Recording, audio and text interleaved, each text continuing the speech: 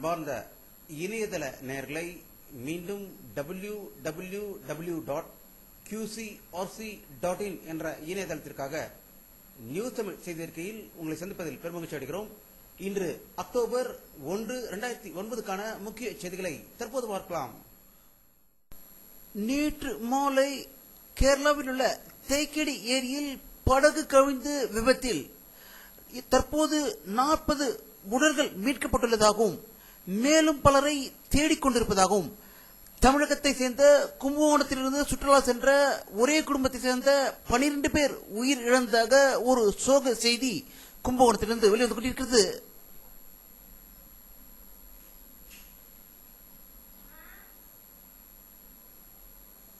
தமிழக எதிர்க்கட்சி தலைவரும் அதிமுக பொதுச்செயலாளருமான ஜெயலலிதா அவர்கள் இன்று வெளியிட்டுள்ள ஒரு செய்தி அறிக்கையில் கேரளாவில் உள்ள முல்லை பெரியாறு அணையில் புதிய அணை கட்டுவதற்கு ஆய்வு நடத்த மத்திய அரசு அனுமதித்திருப்பதை தமிழக முதல்வர் கருணாநிதி வேடிக்கை பார்த்துக் கொண்டிருக்கிறார் என்றும், ஏன் மத்திய அரசை தட்டி கேட்கவில்லை என்றும், தமிழர்களுக்கும் தமிழ் ஈனத்துக்கும் துரோகம் செய்யும் கருணாநிதியை மக்கள் நம்ப வேண்டாம் என்றும், தன் மகன் நாடாளுமன்றத்தில் தமிழ் பேசுவதற்காக உரிமை குறித்து அக்கறை செலுத்தாத கருணாநிதி தனக்கு வர வேண்டியது வந்தால் போதும் என்று இருக்கிறார் போல என்றும், நான் முதலமைச்சராக இருந்தபோது மத்தியில் ஆட்சி அதிகாரத்தை வைத்துக் கொண்டிருந்த கருணாநிதி கடல்நீரை குறுநீராக்க திட்டத்துக்கும் பயகரான் புனல் மின் திட்டத்துக்கு ஆகியவற்றுக்கும் அனுமதி தராமல் தமிழர்களுக்கு துரோகம் செய்தவர்தான் இந்த கருணாநிதி என்று கடுமையாக குற்றம் சாட்டியதாக சென்னை இந்த தகவல்கள் வெளியிட்டுக் கொண்டிருக்கிறது.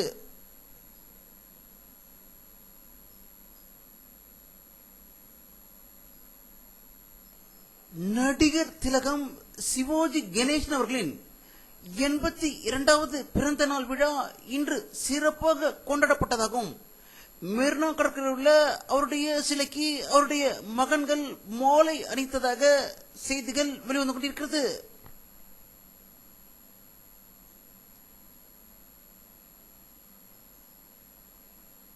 இந்தியாவின் பண வீக்கம் தற்போது 0.83% உயர்ந்துள்ளது என்றும், இதற்கு காரணம் அத்தியாவசிய காய்கறிகளின் விலை கடுமையாக உயர்ந்திருப்பதாகவும், மக்களுக்கு தேவையான அத்தியாவசிய பொருட்கள் அனைத்துமே விலை உயர்ந்து விட்டதால் மக்கள் வாங்கும் சக்தியை இழந்து வருவதாகவே செய்திகள் வெளிவந்து கொண்டிருக்கிறது.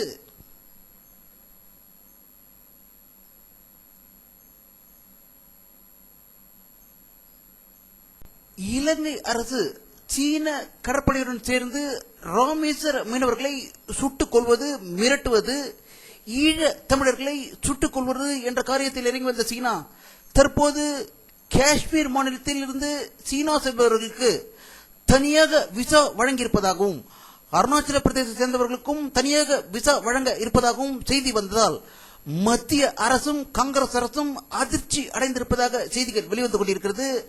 நாளடைவில் எதிர்காலத்தில் தமிழ்நாட்டிற்கும் தனி விசா வழங்குமோ என்று அரசியல் வல்லுநர்கள் கருத்து வெளியிட்டிருக்கிறார்கள்.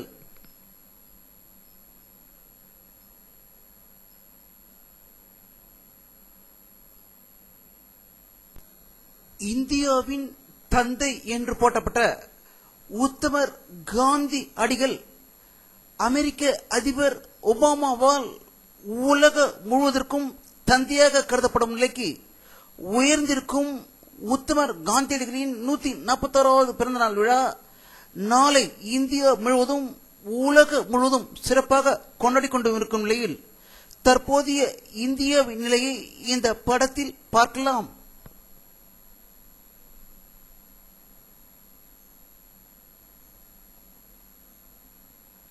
அமெரிக்க வெளியுறவு அமைச்சர் திருமதி ஹிலரி கிளின்டன் வெளியிட்டுள்ள ஒரு செய்தி அறிக்கையில், நான் சந்தித்த அமைதி படையின் ஆப்பிரிக்க நாடுகளில் ஒன்றான லிபிரியாவில் இந்தியாவை சேர்ந்த பெண்கள் அமைதிப்படை மிக சிறப்பாக அங்கு செயலாற்றுகிறது என்றும், அங்கு நடக்கும் கலவரங்களில் இருந்து அம்மக்களை அமைதி வழியில் நடத்தி செல்வதில் இந்திய பெண்கள் அமைதிப்படை சிறப்பாக கருதுகிறேன் என்று அவர் வாஷிங்டனில் தெரிவித்ததாக வாஷிங்டனிலிருந்து செய்திகள் வெளிவந்து கொண்டிருக்கிறது.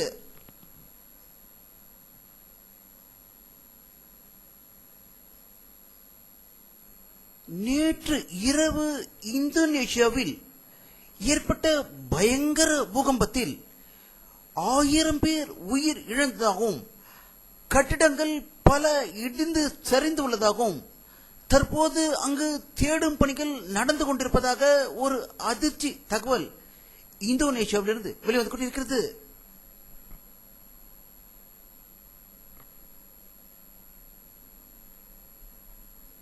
கம்யூனிச நாடாக மாறி சீனா 60வது ஆண்டை இன்று மிக சிறப்பாக கொண்டாடியதாகவும், ஜனநாயகம் தழைக்க அங்கு போராட்டம் நடந்தபோது அதை தன்னுடைய ராணுவ பலத்தால் ஒடுக்கி அடக்கி கம்யூனிசம் என்ற போர்வையில் ஆட்சி செய்து கொண்டிருப்பது குறிப்பிடத்தக்கது.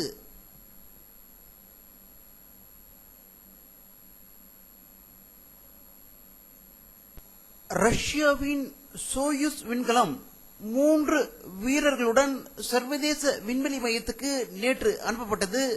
கஜகிஸ்தான் ஏவுதளத்திலிருந்து சீறி போயும் விண்கலத்தை இந்த படத்தில் பார்க்கலாம்.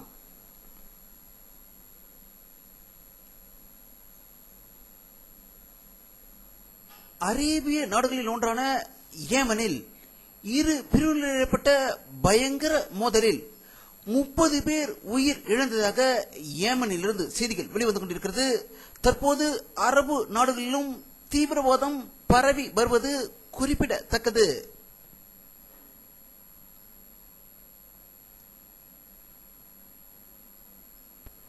ஐக்கிய நாடுகள் சபையின் பிரதிநிதியாக ஆப்கானிஸ்தான் தேர்தலில் பார்வையாளராக சென்ற கல்பிரத்தை உடனடியாக பதவியிலிருந்து நீக்கிவிட்டதாக ஐக்கிய நாடுகள் சபை தலைவர் மூன் செய்தி வெளியிட்டிருப்பதாகவும், இவர் தேர்தலை ஒரு சரிவர பார்வையிடாமல் நடத்தாமலும் செய்ததால் இவர் பதவி நீக்கம் செய்யப்பட்டதாக வாஷிங்டனில் இருந்து செய்திகள் வெளிவந்து கொண்டிருக்கிறது.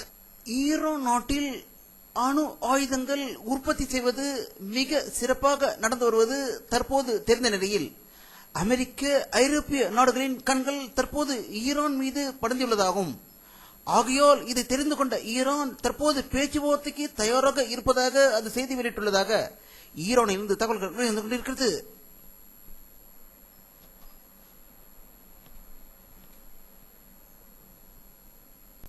இந்த படத்தில் இருக்கும் பாறை சவுதி அரேபியா நாட்டில் உள்ள ஒரு கிராமத்திலிருந்து எடுக்கப்பட்ட புகைப்படம்.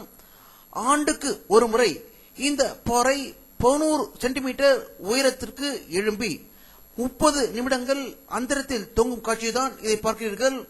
வருடத்தில் ஏப்ரல் மாதத்தில் இப்படி நடப்பதாக சவுதி அரேபியாவிலிருந்து தகவல்கள் வெளிவந்து கொண்டிருக்கிறது.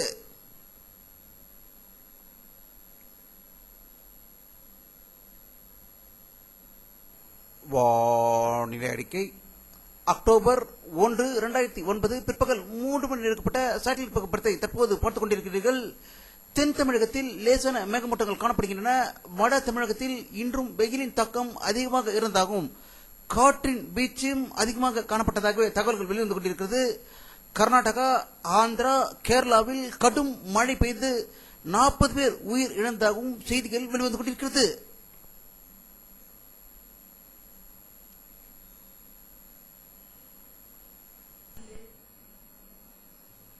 இத்துடன் இந்த செய்தி அறிக்கை நிறைவடைகிறது. மீண்டும் நியூஸ் தமிழ் செய்தி அறிக்கையில் உங்களை சந்திக்கும் வரை உங்களிடமிருந்து விடைபெறுவது உங்கள் கே பாலாஜி. நன்றி.